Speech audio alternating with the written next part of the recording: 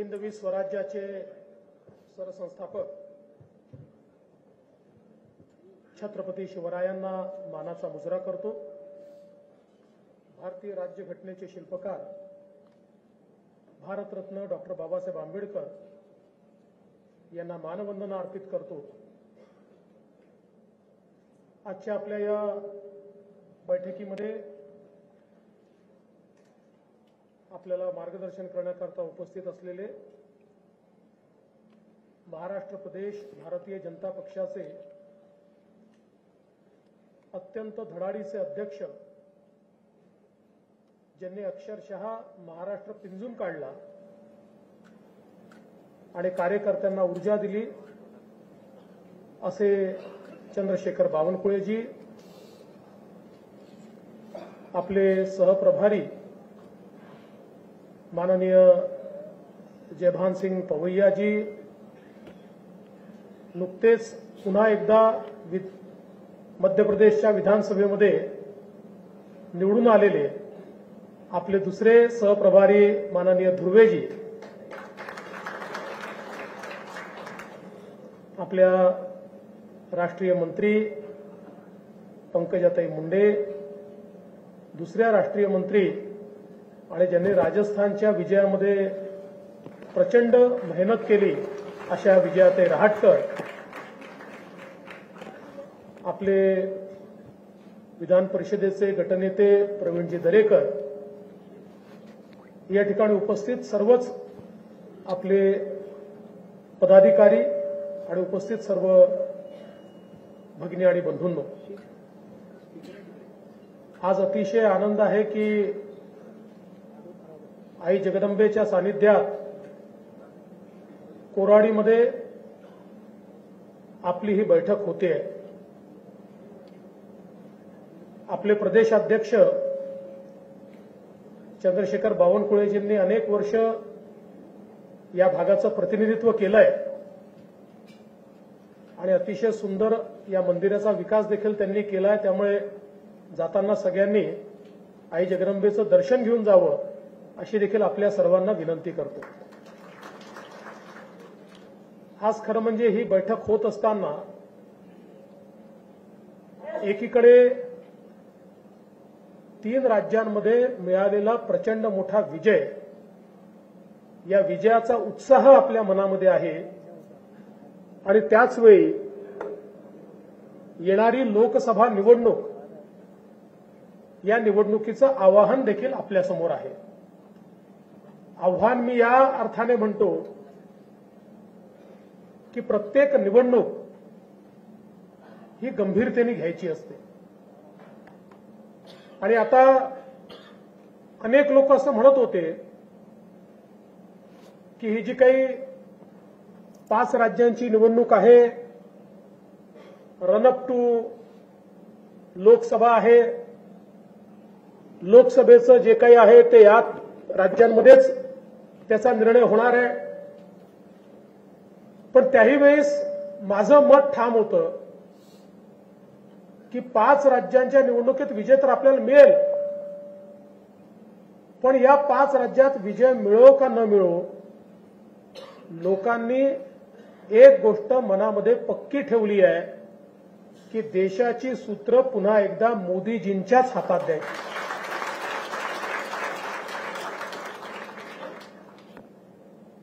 अलीकडच्या काळामध्ये अनेक वेळा वातावरण तयार केलं जातं। आपण बघितलं होतं अशाच प्रकारचं वातावरण 2018 साली तयार झालं आणि मग त्यावेळेस आपण 3 राज्य देखील हारलो। तरी देखील त्या 3ही राज्यांमध्ये लगेचच्या 3 महिन्यांनी झालेल्या निवडणुकांमध्ये प्रचंड मोठं यश हे भारतीय जनता पक्षाला लोकांनी दिलं। आज देशातला जो सामान्य माणूस आहे, या माणसाच्या मनामध्ये ही खात्री आहे की या देशाला जर कोणी विकसित करू शकत असेल तर ते मोदीजी करू शकतात। या देशाच्या सामान्य माणसाच्या जीवनामध्ये कोणी परिवर्तन करू शकत असेल तर ते मोदीजी करू शकतात। आणि म्हणून राहुल गांधींनी या सगळ्या राज्यांमध्ये जाऊन 7 गॅरंट्या दिल्या होत्या, पण राहुल गांधींच्या 7ही गॅरंट्या या लोकांनी नाकारल्या आणि लोकांनी सांगितलं एक ही गॅरंटी काफी आहे, वो गॅरंटी आहे नरेंद्र मोदी. आणि म्हणून एक प्रकारे आपण भाग्यवान आहोत, आपल्याला अशा प्रकारचे नेते लाभले आहेत की ज्या नेत्यांबद्दल देशातल्या सर्वसामान्य व्यक्तीला आत्मीयता आहे, आपुलकी आहे. सामान्य माणसाला वाटतं की आमच्याकरता राज्य करतात. मोदीजींकडे आज आपल्या परिवाराचा घटक म्हणून ते पाहतात. मोदीजी जेव्हा मेरे परिवारजनो अशा प्रकारचं संबोधन करतात त्यावेळी त्या प्रत्येकाला वाटतं की हो आम्ही मोदीजींच्या परिवारातले आहोत.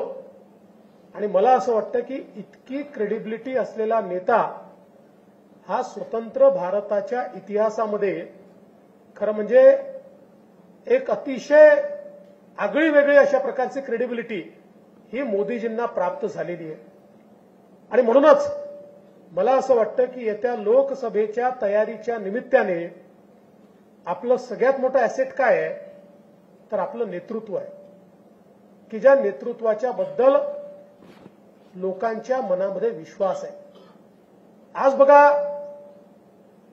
विरोधी पक्षांनी मिळून इंडिया आघाडी तयार केली आणि या इंडिया अलायन्सने जणू काही आता मोदीजींच्या विरोधात सगळे एकत्रित झाले आहे, जनमत एकत्रित झालाय आणि आता आम्ही मोदीजींना हरवणारच अशा प्रकारची भावना तयार करण्याचा प्रयत्न केला. ज्या दिवशी 5 राज्यांचे निकाल होते लगेच काँग्रेसने घोषित केलं 6 डिसेंबरला बैठक होणार. अर्ध्या तासात ममताजींनी सांगितलं मी जाणार नाही, अर्ध्या पक्षांनी सांगितलं आम्ही जाणार नाही आणि शेवटी ती बैठक त्यांना पुढे ढकलावी लागली.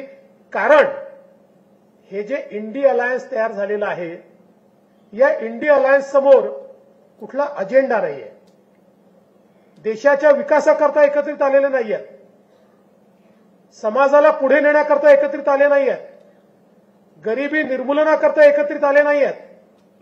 हे सगळे एकत्रित आले एका अजेंड्यावर की मोदीजींना हटवलं नाही तर आपल्या परिवारवादी पार्ट्यांची दुकानं बंद होणार, त्याला कुलप लागणार आणि त्याला कुलप लागू नये एवढ्या एका भावनेनं हे सगळे एकत्रित आले आहेत. आणि म्हणून आपण जसं नेहमी सांगतो की या पार्ट्यांकरता त्यांचा परिवार म्हणजे देश आहे आणि मोदीजींकरता देश म्हणजे त्यांचा परिवार आहे. हा एक महत्वाचा फरक आपल्याला या ठिकाणी पाहायला मिळतो. आणि आता महाविजय 2024 हे अभियान आपण सुरू केलंय आणि या अभियानाच्या रूपानं खालपर्यंत संघटनेची रचना आपण केली आहे.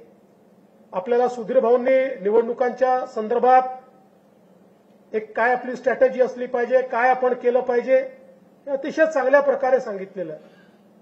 आणि मुळातच विजयाची भावना घेऊन आपल्याला मैदानात उतरायचं आहे, पण ते उतरत असताना अति आत्मविश्वास किंवा आपण तर जिंकणारच आहोत ही जी भावना आहे की आता आम्ही काही नाही केलं तरी आहे मोदीजींचं नाव, आम्ही जिंकणारच आहोत, अशा भावनेमध्ये जर आपण गेलो तर मला असं वाटतं की मोदीजी जी काही मेहनत करतात त्या मेहनतीला साजेसं आपलं काम होणार नाही.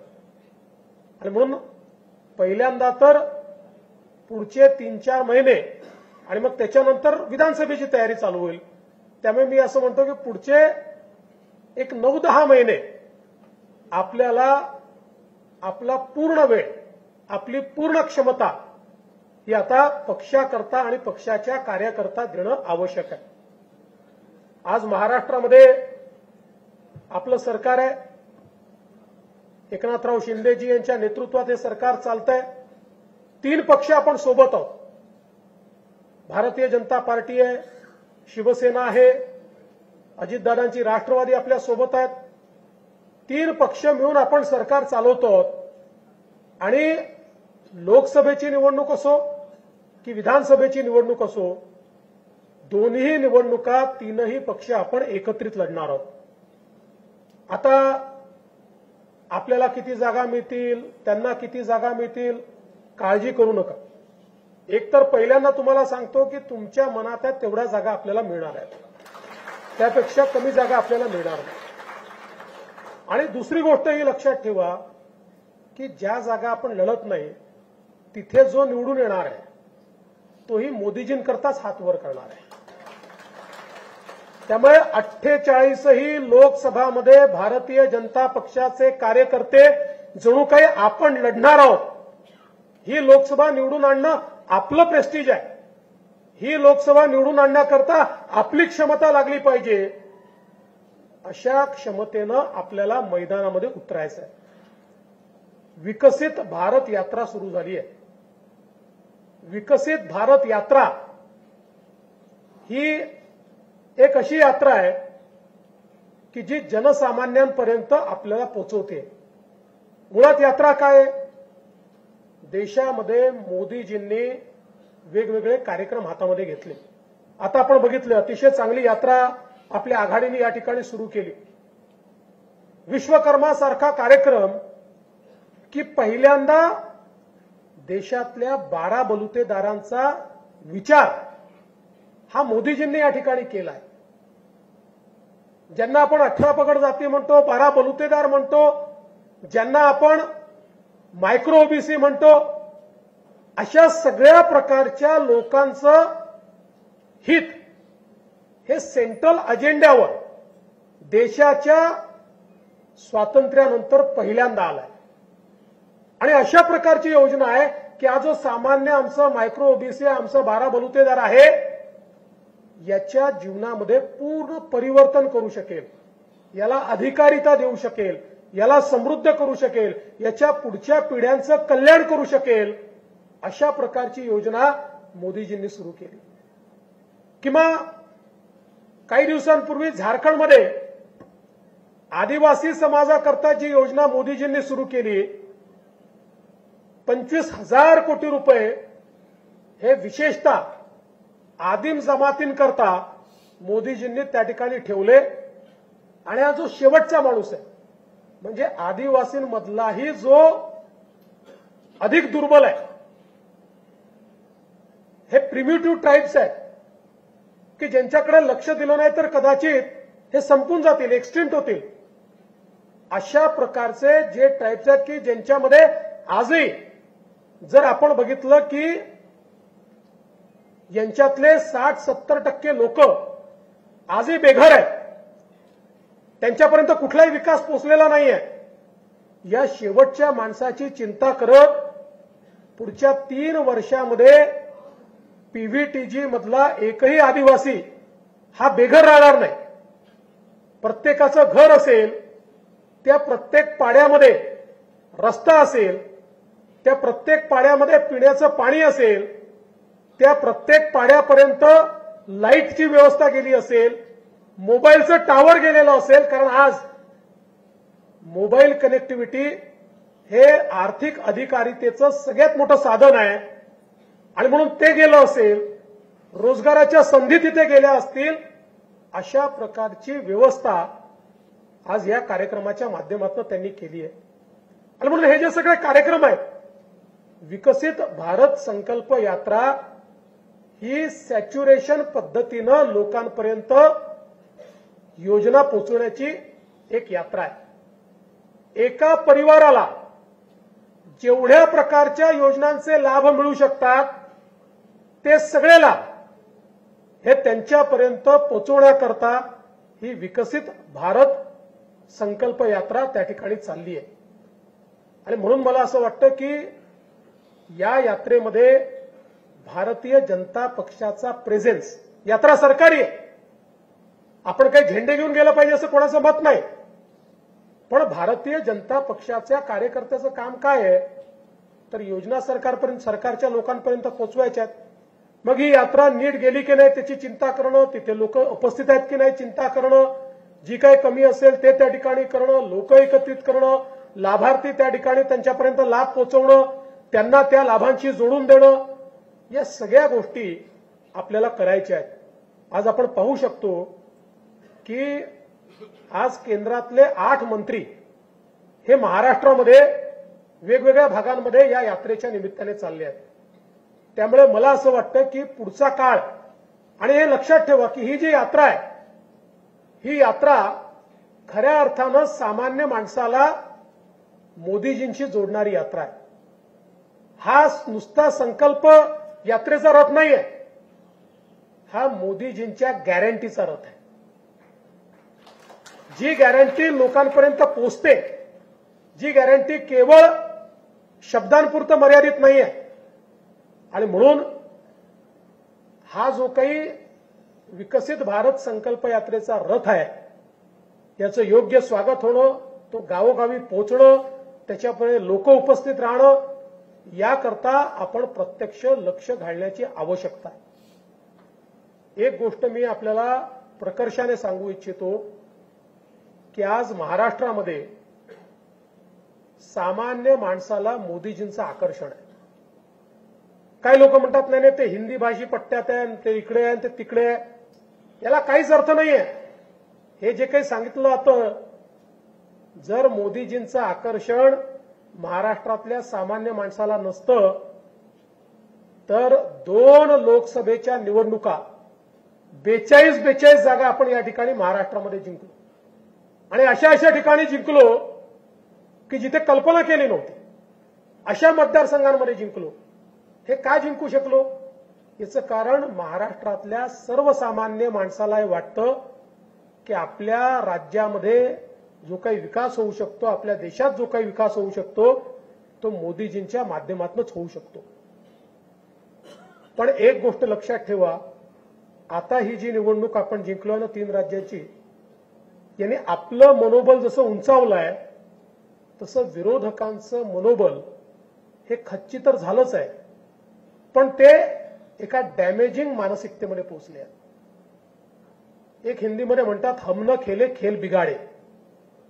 अशा प्रकारची मानसिकता तयार झाली आहे. आपण वर्षानुवर्ष विरोधी पक्षात काम केलं, पण विरोधी पक्षात काम करत असताना आपण सत्तेचे विरोधक होतो, आपण देशाचे विरोधक नव्हतो, आपण विकासाचे विरोधक नव्हतो, आपण समाजाचे विरोधक नव्हतो. आपण वैचारिक विरोध त्या पक्षांना केला, त्यांच्या विचारधारेला केला, आणि म्हणून बोलत असताना कधी आपण देशाची हानी होईल, देशामध्ये समाजामध्ये विघटन होईल, अशा प्रकारे आपलं वर्तन आणि वक्तव्य कधी राहिलं नाही. पण दुर्दैवाने महाराष्ट्रात आणि देशात आज ज्या प्रकारचा विरोधी पक्ष मानसिकतेत गेलाय, आता काय वाटेल ते करायचं, आपल्या अस्तित्वाची लढाई आहे. खोटं बोला, रेटून बोला. आता त्यांना देशाची चिंता नाहीये, त्यांना समाजाची चिंता नाहीये, त्यांच्या वागणुकीचा काय दूरगामी परिणाम आहे याची चिंता नाहीये. एक अनार्किस्ट अशा प्रकारच्या भूमिकेमध्ये ते पोहोचले आहेत, आणि म्हणून खऱ्या अर्थानं सावध राहण्याची आवश्यकता आहे. आज आपण पाहतोय रोज भूमिका बदलताय, आणि महाराष्ट्रामध्ये ज्या प्रकारे उद्धव ठाकरेंची सेना आणि शरद पवारांची राष्ट्रवादी आणि अर्थातच काँग्रेस ज्या प्रकारच्या भूमिका हे लोक घेत आहेत, यांना प्रदेशाची चिंता नाहीये, समाजाची चिंता नाहीये. यांना केवळ सत्तेच्या राजकारणामध्ये आपलं अस्तित्व कसं टिकवता येईल इतक्यापुरतं आता यांची कारवाई मर्यादित आहे. आणि म्हणून मला असं वाटतं की येणारे दिवस हे अधिक सावधानतेने आपल्याला त्या ठिकाणी काढावे लागणार आहे. आपण बघा, मराठा आरक्षणाच्या संदर्भात आज राज्यामध्ये मोठी आंदोलनं चालली आहेत. आपण जर मराठा आरक्षणाचा इतिहास काढून पाहिला तर मराठा आरक्षणाला सर्वाधिक विरोध कोणी केला असेल तर तो शरद पवारांनी केला. शरद पवारांनी केला. इतिहास बघा. आणि अगदी महाविकास आघाडीचं सरकार होतं त्याही वेळी आपण सुप्रियाताई सुळेंचं वक्तव्य ऐकलं असेल तर मराठा आरक्षणाशिवाय दुसरे प्रश्न नाही आहेत का, त्याच्यापेक्षा मोठे प्रश्न या महाराष्ट्रासमोर आहे असं म्हणून निघून जाणाऱ्या सुप्रियाताई, की ज्यांना वारंवार ही संधी मिळाली त्यांच्या मनामध्ये असतं तर मंडल आयोग लागू झाला त्यावेळी देता आलं असतं. त्यांच्या मनामध्ये असतं तर वेगवेगळे जे काही निवाडे सर्वोच्च न्यायालयाचे आले त्याच्या आधी तर कोण कुठल्या यादीत आहेत कोणी विचारतही नव्हतं, तेव्हा देता आलं असतं. पण त्यांना कधी द्यायचंच नव्हतं. त्यांना समाजांना झुंजवत ठेवण्यामध्ये जास्त रस आहे. त्यांचं राजकारण कसं आहे, लोक झुंजत राहिले तर आमच्याकडे नेतेपद येईल आणि म्हणून झुंजवत ठेवायचं. या महाराष्ट्रामध्ये आपलं सरकार असताना आपण मराठा समाजाला आरक्षण दिलं. केवळ आरक्षण दिलं असं नाही तर त्याच वेळी ते आरक्षण आपण हायकोर्टामध्ये टिकवून दाखवलं. सर्वोच्च न्यायालयामध्ये आपलं सरकार असेपर्यंत ते टिकलं. आपलं सरकार गेल्यानंतर त्याच्यावर स्थगिती आली आणि आता हेच लोक मोठी तोंड करून सांगतात. मला तर आश्चर्य वाटतं ज्यावेळी उद्धव ठाकरे आरक्षणाच्या संदर्भात बोलतात, कारण त्यांची तर भूमिका होती मंडल आयोगाला विरोध करणारे हे लोक होते. ओबीसीला आरक्षण देऊ नये म्हणून त्या ठिकाणी मंडल आयोगाच्या विरोधात भुजबळ का बाहेर पडले त्या काळामध्ये, कारण तुम्ही मंडल आयोगाला विरोध केला होता आणि आता तुम्ही तोंड वर करून सांगताय. आणि म्हणून एक गोष्ट लक्षात ठेवली पाहिजे की आपलं कमिटमेंट पक्का आहे. एकीकडे मराठा समाजाला आरक्षण देण्याच्या संदर्भात सर्व प्रकारचे प्रयत्न आणि यशस्वी प्रयत्न आपल्या मुख्यमंत्र्यांच्या नेतृत्वात आपण करणार आहोत. पण त्याच वेळी कुठल्याही परिस्थितीमध्ये ओबीसी समाजावर आम्ही अन्याय होऊ देणार नाही, काही झालं तरी होऊ देणार. या संदर्भात भारतीय जनता पक्षाचं कमिटमेंट हे ओबीसी समाजाच्या सोबत आहे. काही झालं तरी ओबीसी समाजाच्या संदर्भात त्यांच्या आरक्षणावर संकट हे आम्ही येऊ देणार नाही, हे आमचं कमिटमेंट आहे. आणि म्हणून कार्यकर्ता म्हणून आपल्याही मनामध्ये ही गोष्ट स्पष्ट असली पाहिजे. आपण भारतीय जनता पक्षाचे कार्यकर्ते आहोत. भारतीय जनता पक्षातले जे मराठा समाजाचे कार्यकर्ते असतील त्यांनी निश्चित मराठा समाजाला त्या ठिकाणी आरक्षण मिळावं ही भावना ठेवलीच पाहिजे. ती ठेवण्यात काही गैर नाही आहे. किंवा ओबीसी समाजाचा जो आमचा कार्यकर्ता आहे आपल्या आरक्षणामध्ये कुठे गडबड तर होत नाही ना, ही भावना त्याच्या मनामध्ये असणं यात गैर काही नाही आहे. पण या दोन्ही भावना असताना कार्यकर्त्यांमध्ये मात्र जातीतनं कुठेतरी भेद होतोय, कार्यकर्त्यांमध्ये जातीची गट तयार होत आहेत, हे मात्र होऊ देऊ नका.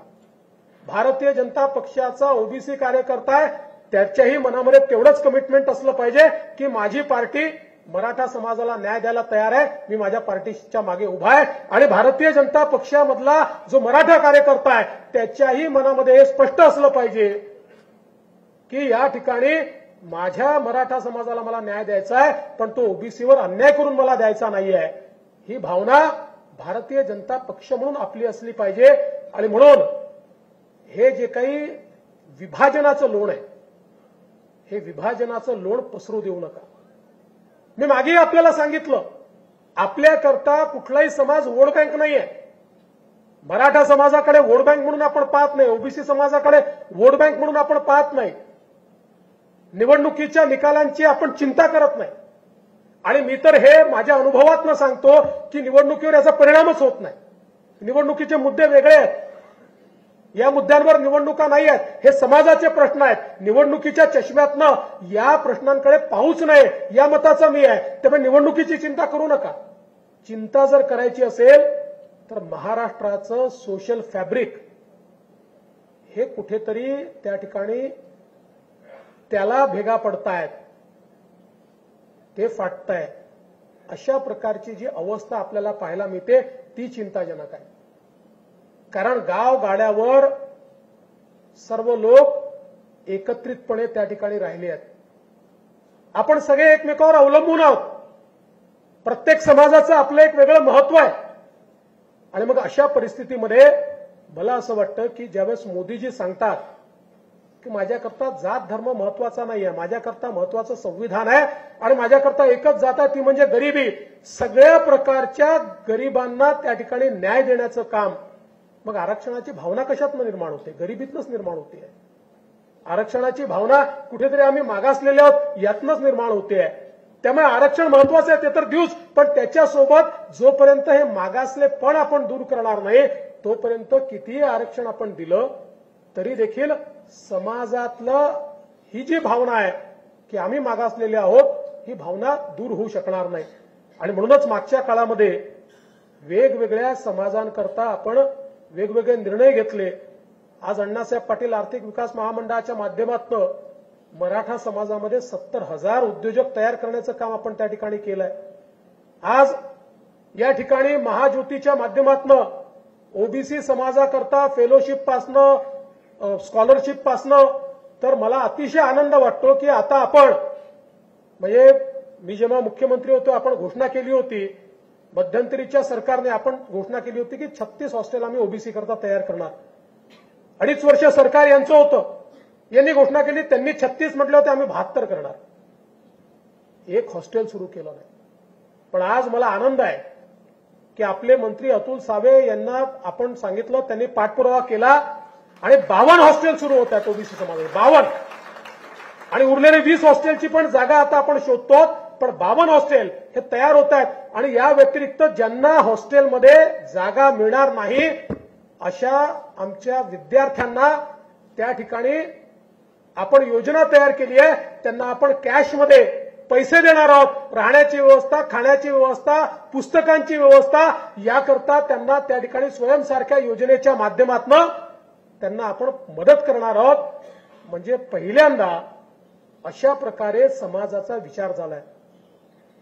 ओबीसी समाजातही जे दुर्बल आहेत, जे मायक्रो ओबीसी आहेत, त्यांचा विचार आपण या ठिकाणी केलेला आहे आणि त्यांच्याकरता वेगवेगळी महामंडळं त्या ठिकाणी सुरू करून त्या समाजातल्या मुलांना आपल्याला रोजगार कसा देता येईल, स्वयंरोजगार कसा देता येईल या संदर्भातला प्रयत्न आपण त्या ठिकाणी केलेला आहे. आणि म्हणून मला असं वाटतं की कोणी काही नरेटिव्ह तयार करू द्या, हे लोक फक्त माध्यमात दिसणार आहेत आणि माध्यमांचा असर जर झाला असता तर भारतीय जनता पार्टी कधीच निवडून आली नसती. मी असं म्हणत नाही, माध्यमांचं एक महत्वाचं रोल आहेच, पण ज्या वेळेस एखादा नरेटिव्ह हा सत्यापासून विपरीत असतो, ज्या नरेटिव्हमध्ये केवळ राजकारण आहे, ज्याच्यात सत्य नाही आहे, अशा प्रकारचा नरेटिव्ह तुमचं भाग्य कधीच बदलू शकत नाही. हा नरेटिव्ह 4 दिवस चालतो पण 5व्या दिवशी तो मरतो. आपण बघितलं मराठा आरक्षणाच्या संदर्भात ज्या प्रकारे आपल्या पक्षाला टार्गेट करण्याचा प्रयत्न केला आणि मग काही नेत्यांनी त्याच्याकरता वॉर रूम उघडल्या आणि क्रिएटिव्ह बनवून टाकले भाजपच्या विरुद्ध, नाही चालू शकले. कारण शेवटी त्यांच्याकडे बोट गेलं की इतके वर्ष तुमचे बापजादे होते, तुम्ही का त्या ठिकाणी आरक्षण दिलं नाही, त्याचं उत्तर ते नाही देऊ शकत नाही, कारण त्यांनी निव्वळ राजकारण केलं आहे. आणि म्हणून आज आपण ही गोष्ट लक्षात ठेवली पाहिजे की महाराष्ट्रामध्ये सामान्य माणसाचा विश्वास हा आपल्यावर आहे. आज काय अवस्था आहे बघा. उबाठा सेनेचा नाशिकचा जिल्हा प्रमुख हा दाऊदचा हस्तक सलीम कुत्ता, आता नावच कुत्ता आहे, या कुत्तासोबत स्वतःच्या फार्म हाऊसवर कुत्त्याकरता पार्टी ठेवतो आणि काय डान्स त्या कुत्त्यासोबत त्याचा, म्हणजे जसं काही सेलिब्रेशन चाललंय. एखादा स्वातंत्र्य संग्राम सेनानी जेलमधनं सुटून आलाय अशा प्रकारचं त्या ठिकाणी सेलिब्रेशन चाललेलं आहे. अरे शरम वाटली पाहिजे. या महाराष्ट्रामध्ये दाऊदनी बॉम्बस्फोटाच्या माध्यमातून केवळ बॉम्बस्फोट केला असं नाही आहे, देशाच्या सार्वभौमतेला चॅलेंज केलं होतं, आव्हान दिलं होतं की मी एक व्यक्ती भारताला हलवून सोडू शकतो, देशाच्या सार्वभौमतेला एक प्रकारचं आव्हान देण्याचं काम हे त्या ठिकाणी दाऊदनी केलं होतं. आणि त्या दाऊदच्या साथीदाराच्या सोबत तुम्ही त्या ठिकाणी डान्स करता, ही अवस्था आहे. आणि आता हे लोक आपल्याला राष्ट्रवाद शिकवणार, हे आपल्याला हिंदुत्व शिकवणार. आज खरं म्हणजे ज्या प्रकारचं पतन बघा, ते आपले विरोधक असतील, पण तरी मला दुःख आहे, कारण हिंदू हृदय सम्राट शिवसेना प्रमुख बाळासाहेब ठाकरे हे आपल्याकरता नेहमीच वंदनीय राहिलेले आहेत. आणि त्यांच्यासोबत इतके वर्ष काम करताना खऱ्या अर्थानं जो विचार त्यांनी मांडला, आता तो विचार त्यागून आणि त्या विचारांच्या विरोधकांसोबत रोज मांडीला मांडी लावून बसायचं आणि भाषणात आपल्याला सांगायचं आम्हीच हिंदुत्ववादी आहोत, तुम्ही आम्हाला शिकवू नका. अरे आम्ही शिकवायचं सोडा, जनता तुम्हाला धडा शिकवणार आहे. आता हे जे काही तुम्ही केलेलं आहे, जनता तुम्हाला या ठिकाणी धडा शिकवणार आहे. आज मी एक या निमित्ताने सांगू इच्छितो की हे जे काही 3 पक्ष तिकडे एकत्रित आहेत, काँग्रेस पक्षाची तर काय अवस्था आहे सांगण्याची आवश्यकता नाही. मगाशी सुधीर भाऊंनी सांगितलं खरं आहे की राहुल गांधी हे ईश्वराने आपल्याला दिलेलं वरदान आहे.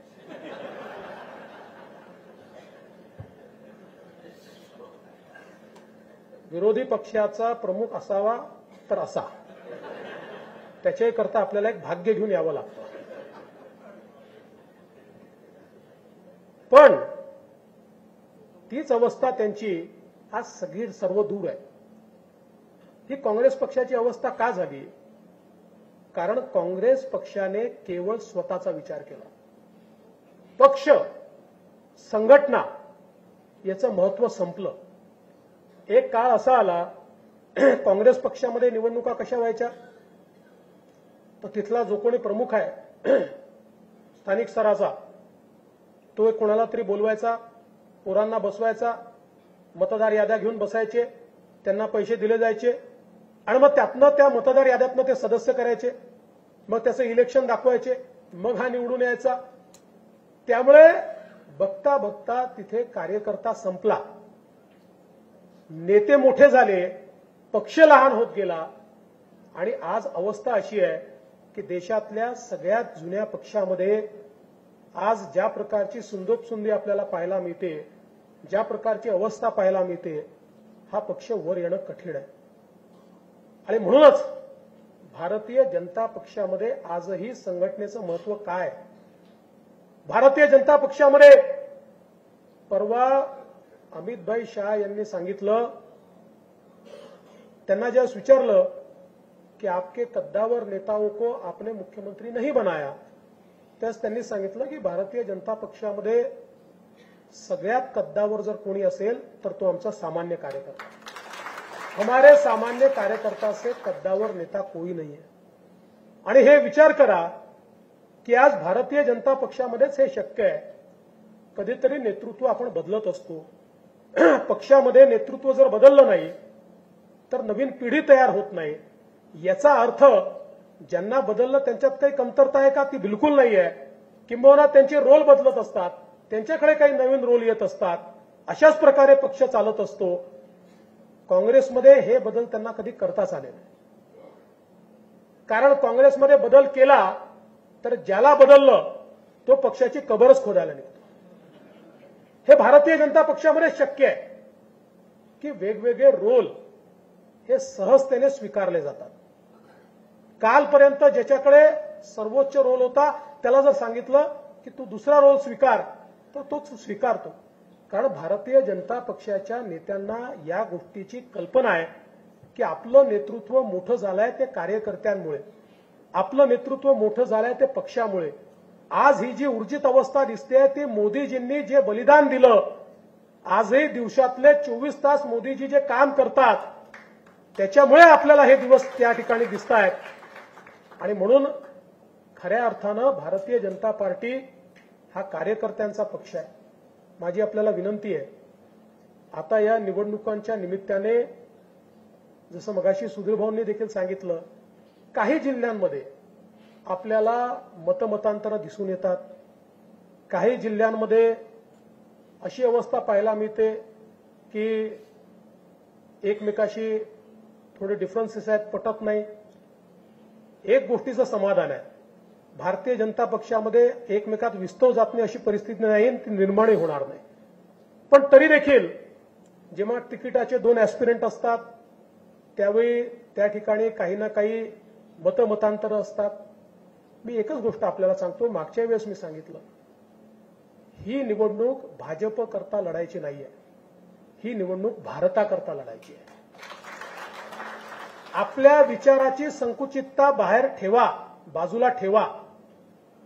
या निवडणुकीमध्ये आपलं काम एकच आहे, ते म्हणजे पुन्हा एकदा भारत मोदीजींच्या हातामध्ये द्यायचा. कारण मी तुम्हाला सांगतो, मी पाहतोय समोरचं दिसतंय मला, 2030चा भारत मला दिसतोय. आपण त्याचा विचार करू शकत नाही. आपल्या कल्पनाशक्तीच्या पलीकडचा भारत, ज्या वेगानं भारत चाललेला आहे. आज आपण जगातली 5वी सगळ्यात मोठी अर्थव्यवस्था झालो, लवकर 3री होणार आहे. पण ज्या वेगानं हे सगळं भारतामध्ये घडतंय, आज आपण आंतरराष्ट्रीय रेटिंग एजन्सीजचे रिपोर्ट जर बघितले तर ते सगळे असं म्हणतात की जगामध्ये मंदी असताना भारत इतका वेगाने प्रगती कसा करतोय, हे एक आश्चर्य आहे. ही जी प्रगती आज आपण सुरू केलेली आहे, मी असं म्हणेन, इंडिया इज अनस्टॉपेबल. भारताला कोणी थांबवू शकत नाही. आणि मग अशा परिस्थितीमध्ये आज आपले संकुचित भांडणं किंवा मला काय मिळालं, मला काय नाही मिळालं, या सगळ्या गोष्टींचा विचार न करता भारताकरता काम करायचं आहे. भारताच्या 140 कोटी लोकांकरता मला काम करायचं आहे आणि त्याकरता काम करायची संधी मला मिळालेली आहे. अशा प्रकारचा विचार मनामध्ये ठेवून लोकसभेकरता आणि विधानसभेकरता आपल्या सगळ्यांना कामाला लागायचं आहे. आणि मला विश्वास आहे, भारतीय जनता पक्षाचा कार्यकर्ता हा बजरंगबलीचा उपासक आहे. बजरंगबलींना त्याची ताकदच माहीत नव्हती. बजरंगबलींना सांगितलं लंकेमध्ये जा, ते म्हणाल मी कसा जाणार आहे. आणि जेव्हा त्यांना त्यांची ताकद सांगितली की तुम्ही तर लहानपणी सूर्य गिळायला निघाला होतात, ही तुमची क्षमता आहे, तुमच्या क्षमतेचा वापर करा, ते सांगितल्यावर 2 उड्या मारून बजरंगबली लंकेमध्ये गेले आणि त्याच्यानंतर काय करून आले हे आपल्या सगळ्यांना त्या ठिकाणी माहिती आहे. तसेच बजरंगबलीचे उपासक आपण आहोत. माझं काम एवढंच आहे की तुमच्यातली ऊर्जा आणि तुमच्यातली क्षमता याची आठवण तुम्हाला मला करून द्यायची आहे. एकदा ती तुम्हाला झाली की मला वाटत नाही की मग बावनकुळे साहेब आपल्याला मागे वळून पाहिजे काही त्या ठिकाणी वेळ येईल. आणि म्हणून महाविजय 2024 करता जे कार्यक्रम प्रदेश अध्यक्षांनी आपल्याला दिलेले आहेत ते कार्यक्रम यशस्वी करायचे आहेत. आपल्या जीवनाचा जेवढा काही वेळ आणि जेवढी क्षमता आहे ती पूर्ण वापरायची आहे. आणि पुन्हा एकदा भारत मातेला सुजलाम सुफलाम करण्याकरता, भारत मातेला सर्वोच्च पदावर नेण्याकरता आणि भारतातले दीन दलित, गोरगरीब, आदिवासी, शेतकरी, शेतमजूर, वंचित, दलित, आदिवासी या प्रत्येकाच्या जीवनामध्ये परिवर्तन करण्याकरता हा देश मोदीजींच्या हातात गेला पाहिजे. याकरता आपण सगळे लोक मिळून काम करू, एवढीच आपल्याला विनंती करतो आणि माझं बोलणं संपवतो. धन्यवाद. जय हिंद, जय महाराष्ट्र.